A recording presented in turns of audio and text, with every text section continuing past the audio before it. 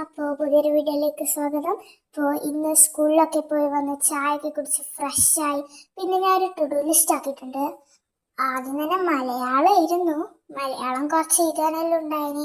Malayalam question ആൻസറും miss തന്നിനി, കത്ത് എഴുതാനും തോന്നി. അപ്പോൾ അതെല്ലാം കംപ്ലീറ്റ് ചെയ്യുന്നതായിരുന്നു.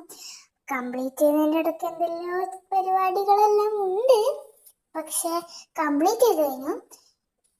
നല്ല വൃത്തിക്ക് മലയാളം നോട്ടെല്ലാം കംപ്ലീറ്റ് ആക്കിയിട്ടുണ്ട്. ഇനി